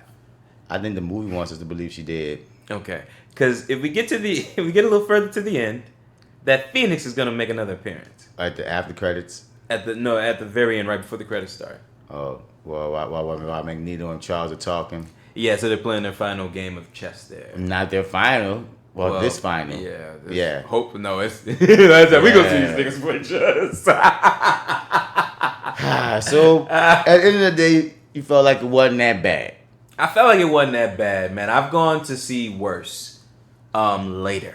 And so for this I was just kind of like, also too I kind of felt like y'all were gonna see it too, so I was kind of like, I'm not gonna suffer through this by myself. But I was like, to have to knock this out. When I knocked it out at the end of the day, I felt like, there's a Phoenix in the air you flying. see, yeah. So Jean might not be dead. Might not be dead. Who knows? Man, fuck this movie. Yeah. So, but yeah, no, I didn't hate it. No, because I walked in thinking this was gonna be an actual train wreck. But you didn't feel like you wasted your money totally. No. Like I hear that you felt No. with Men in Black. You felt like you wasted your money totally with Men in Black International. But this one, I wasn't happy with it. No. yeah, this one it wasn't that bad. Well, changing gears, dog. Before we get up out here, man. Yeah. You've gone on record many times to say that you did not like Jessica Jones. Hated it. Me and J.Steel, big fans of Jessica Jones. Yeah. Which is why I hope she don't listen to this episode because I made it to episode 7 of season 3. What episode is she on? She ain't started yet. Oh, at all. And I have under the assumption they've only watched maybe the first 2. But I'm on 7. I think she knows. I'm on 7 like a mug. I'm on 7. So yeah. So getting into this, dog. What made you decide to like this season? I was so surprised when you hit me up, said you ate the season, said you dug it. I was like, wait, you dug it? Jones, Jessica Jones. Yeah, dude. I don't know, man. I kind of went in. I guess also too. So here's the thing. I kind of went in like, it doesn't matter how I feel about this shit because it's over. It's canceled, you know what I'm saying? But going in and actually like just kind of, because here's the thing. I had to sit through what I felt like was nothing in that first season, and it's a lot of character building. It's a lot of drama. Even in this season, like even stepping back and having an honest assessment of it, it's more drama than like action packed. That's the thing. Jessica Jones is a noir story. It's a noir detective joint, and it's always been that. But for me, these new characters didn't have as much weight as say going into the second season. Like, oh boy. Like his transformation from season 1 as that addict to this motherfucker, this cold motherfucking, I mean cold in good and bad ways. In that third season, you know what I'm saying, was just like, oh, that is so fucking dope. But guess what? It's over. And like, and the so much stuff. Where are you? What is happening? I'm trying to say currently. I don't want to say too much. Let me see, man. Okay, character by character. So, what's the bad guy name? Oh, I forget. Salinger or something? Salinger, yeah. They just rescued the homie Eric with the brain problem, you know, who could tell your emotion, who could tell if you're a good or bad person. If you're bad, you give him a headache, he'll allergic to you. And if you're good, he got peace and shit. Right. So Mr. Eric, new character in this bitch, Mindwave comic character from the books. Oh, that's his name, Mindwave? Yeah. Okay. He's a villain in the book, so don't give me nothing about if you turn or not. But you know, they do a lot of that stuff in the Marvel universe where they might take a person that you think that's traditionally a villain and, you know, do what the hell they want with him, or traditionally a hero and do whatever the hell they want with him. But so far I like Eric character. I've had a certain wall up because, you know, you just get taught to not trust characters, new characters. Yeah. But yeah, so he was just kidnapped and you know, tortured by Salinger, and Jessica and them saved him. Your boy's in jail, but they ain't got nothing to make it stick because after they went through all that shit to get the bodies that this nigga been murking. Because it set the stage, dog. And Jessica Jones season 3, Jessica Jones, like, you know, I mean, she got a little bit more notoriety right now. People kind of fucking with her. She still got beef with her surrogate sister Trish, who I hate Trish so much. You still hate her? She's starting to win me over, but then she gets these self-righteous moments where I be like, Trish, you just started, girl. Be good, be cool, yo, be cool. I go run and beat him up. Listen, the vet over here telling you not to. Well, you're not trusting me. Listen, you freaking knew. Come on, listen. That's all I need, cause you know they gave. I'm gonna get back to that. So. You know what I mean? At first, you know, because Trish killed her mother, but her mother was a mass murderer, so you understand where Trish was coming from, but you understand where Jess coming from, because that's still her mom.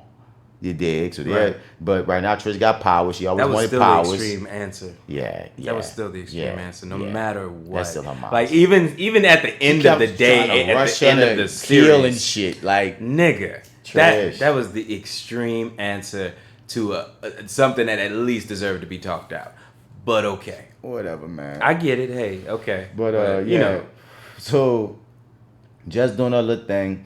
And she picks up this nigga Eric at a bar. They have the chemistry. She about to smash. Now the blue somebody knock on her door and stab her. Mm-hmm.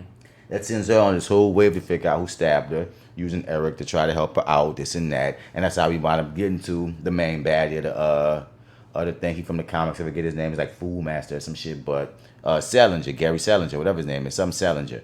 So so Salinger and her got, you know, they basically play this cat and mouse game of, you know, trying to one up each other. So she's trying to figure out a way to get him in jail. But, you know, he's so smart. He's like excelling at everything. Got a degree in physics.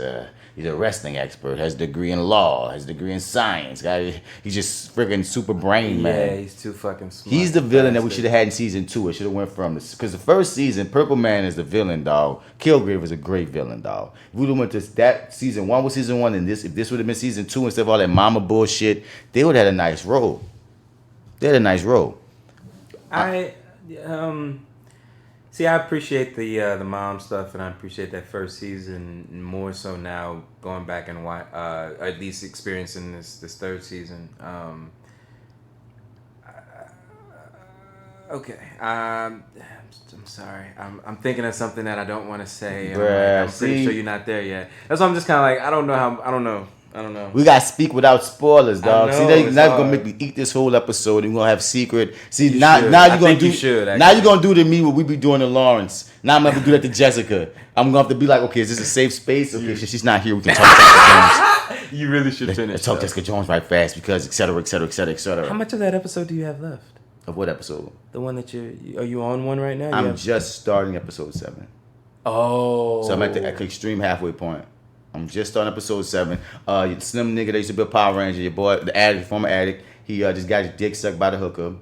Even though he got an old lady that worked for Hogarth's arc, I'm so glad is now finally about to line up with everything else. Because for the longest, I'm like, I love Hogarth as an actor, I love her as a character, but I'm like, we got all this going on with Justin, all this going on with Trish, and all this going on, but this shit is not what you got. Why we even pay attention to you if you ain't got nothing to do with the central story? But it seems like now since she started, she told her secretary to look up what's going on with them dead bodies that Jessica found. Now she seems like she's about to get involved. Because I'm like, come on, Hogarth. I don't want to see you go down to AS. I don't want to just watch you get sick and fall off. And besides, because we just watched her destroy a whole marriage, but they had nothing to do with Jessica Jones. Terrible. She wanted that true. pussy. She wanted that pussy. Oh yeah, she wanted that thing bad, boy. Had the whole thing back. That last thing. But I love the character. Just give her something to do. Yeah, I don't know if they really achieved that. I don't know if They didn't give her anything to do even by the end.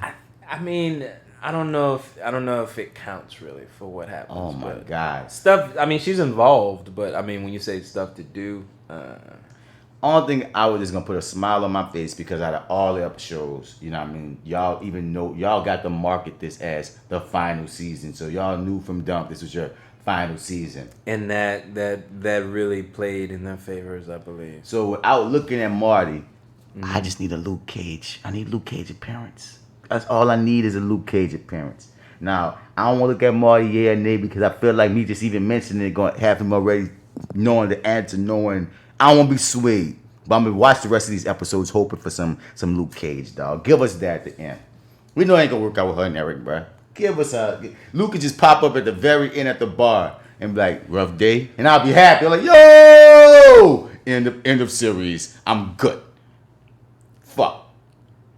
Yeah, I don't know if I want Hellcat to get her costume or not. I don't know how they'll make that work, but, you know. I hope by the end of this, Trish has won me back over. But she's an annoying little thing, huh, bro? She is. To me, I felt like it was all earned this time around, and then I feel like we really end on a perfect note for her. Good. I'm glad I'm glad that she trains. I'm glad they showed that second episode where they gave her a whole episode. But they kind of go back, yeah. I You know, your girl appreciated that. directed that. You said it, huh? Oh yeah, Jessica Jones. Yeah. And she's directed the first episode too. Oh, did she? Okay, Yeah. I didn't catch that. Okay. Yeah. All right, cool. Dope. But yeah, son. Like I started warming up to when they gave her the episode. You feel me? But then it was like maybe episode 3 or 4. She get into it with Jessica over some stupid. And I was like, come on, Trish. Ooh, it was so satisfying when Jess backhanded the piss out of her that time. I am unstoppable, Jessica. Back. Yeah, I know. I had to rewind it because like I looked down for a second, and next thing I knew, she was on the ground. I was like, wait, what the fuck? Let me go back 15 seconds. Oh, I rewinded it as well. I rewinded it many times. I watched it a few times, as a matter of fact. I did do it again after that. That was one of the most satisfying She really things slapped the shit out of you. Good. They She sisters took you off your damn leg. talking that shit. Like, Jessica been doing this for years, and you just get some powers, and you do some training, and all of a sudden you trying to talk shit. Like, I appreciate you for trying to go through the proper channels, but you don't talk shit to a vet. I saved you from a supervillain already. Twice. I was about to say that. So you get the fuck up out of here, girl. Trying to tell me how to do my job, nigga. But you know, we shall see what happens. Yeah. I need to see Sally just do something more major. But like at the end of my episode, perfectly ended with Jessica and Eric in bed, and Eric was like, "I feel like we unleashed them," and then Jessica go, "Shit, or fuck," or one of them, and that's how episode 6 ends. So I need to do some more major scale shit because instead of he was talking all that primo, I'm more than you, I'm better than you, I'm greater than you. She deduced your shit. I thought he wasn't even living. I thought he knew they were watching him. Like the whole time when he moved all his stuff out the crib, and then I'm thinking, okay, he knows he's This is being a plan. watched. Yeah, it's I a thought big so too. plan. Yeah, I but thought then so it too. wasn't. he really lured them to where he kept bodies. Like, I was like, wait, dog. And then out of desperation, you kidnapped Eric. So you can't tell me that you this big master planner when really you just kind of lucked up on a slick well, you ain't lucked up. You at least were smart enough not to have your DNA on the evidence. But I would expect that of a fucking supervillain. That's supervillainy 101. If you're gonna talk that supervillain shit, but I thought he was gonna try to frame just for the shit or something. Cause she there with dead bodies, something. But whatever, when you get out of jail, you're gonna be on a rampage. I'm hoping that he can dial it up a bit to get me more on edge. Cause right now it's like you talking a big game, dog. But Kilgrave still got that spot for me as far as the villains go on this show. Keep watching. Okay. Well, you know what? I think just end this episode. Like, I don't want to say anything else. I wish you guys could see Marty's face right now. He's on edge. I'm just like, his eyes are. He seems like he's straining not to say anything wrong. Because here's the thing: you led up to something, and I'm just kind of like, okay, and then you stopped, and I was just like, oh. Either that doesn't happen in that episode or you didn't finish it. And like what it sounded like is you didn't finish it. So I'm just like, oh, you just need to finish it. Or maybe I'm not on that episode. Or maybe you're not on it. I don't know. But you're very close. Because that's the thing when you binge. Very close. Everything becomes this. It does. It becomes a blur. You know what I'm saying? But I was sort of keeping track of sort of where they were because I didn't want to finish it too early. I was trying to savor it. I wanted to finish those last two when I was off. So I was somewhat conscious because I didn't want to go too far. But I am absolutely about 95% sure by the time you get to the end of 7, because I'm just we can have 7. a better conversation. All right, but you know that's when shit usually go down, 6 and 7. Mm-hmm. Those are the ones where shit go down in these shows. I'm pretty sure. Well, I'm right on the edge, man. So we're going to get up out here. Next time you hear us, I most likely will have finished it. Yeah, probably. But then J.Steel most likely going to be here. She just saw Striking Vipers. Ooh, I was with her watching Striking Vipers. That was one of the most hilarious things to watch. So, because that's the thing, though. When you watch someone else watch it for the first time, oh my God, dog. Hilarity. But I'm sure. Yeah. But she loved it though. But of course. Oh yeah, okay. Yeah, I mean, it was a brilliant episode. It's just you're not ready for it. Yeah. You're just not ready for it. No, not at all. We wound up actually watching all 3 episodes of this season. Oh, did you? Yeah. How did you feel? I didn't like that middle one. What happened? The middle one was the guy with the Facebook like thing where he kidnaps one of the interns. And they like the car stops and he gets stuck out on the road or whatever, and he calls like the founder or whatever. Cause maybe I didn't watch all 3. Okay. All Which right. one was the second one you saw? I saw that one. Mm-hmm. I watched the old one on some slick shit. I watched the one with Shuri. That was a mind fuck. Yeah, the Black Museum. Yeah. I haven't seen that one yet. I have to go back and finish that. That was cool. Did you see Miley Cyrus? We watched some Miley Cyrus. Okay. How did you feel about that one? It was cool. Yeah, I thought it was cool too. Yeah, it was cool. It was a nice little send up to to the old, I guess, character. Yeah. I mean, because at first I thought I was going to go one way, but one thing I do like about the ones I saw is they tend to end on a good note even after they brought you through the entire ringer of emotions. Because I know some do end pretty dark. But that one. Yeah, actually, you know what? Now that you mention it, that was one of them really more positive season enders. Yeah, and Striking Vipers didn't end fucked up either. Yeah, right. You're true. You know what I'm saying? So that other one, you see, I don't think you saw that middle one. So I must not have watched the middle one. Yeah, the middle one ended kind of ambiguous, but not happy. And what's this about Facebook? So he kidnaps an intern to get in touch with the founder of like a Facebook like social media thing. Yeah. And he gets him on the phone, and through all of this shit, right? Gets and through everybody tries to stop him. Everybody tries to block him, but the owner of the company is like, "Fuck you! I'm gonna call him anyway." And so he gets him on the line, and he's like, "Okay, listen, man, what do you want to tell me?" So he basically tells him, "Look, I killed my wife or fiance because I looked down at my phone when I got a notification from your website or whatever. Now, you know, I think that's terrible. You know, we're always looking down at the phone and stuff, and I always feel guilty and da da da da. And I just wanted you to know, the thing that you created, man, is fucking addictive. You knew what you did, and you did something terrible. And da da da da. I didn't see this. Yeah, and then I always remember this. I would whatever. Okay. I think I watched 3, and that's what I watched. I watched Miley striking with her again, and then we watched the Shuri joint. That's why I had 3 stuck in my head, but that's a whole other season. Yeah, it doesn't end very well, and it's almost not even worth your time. So Won't do it. You didn't really miss anything. Well, that's what it is. So, yeah, y'all.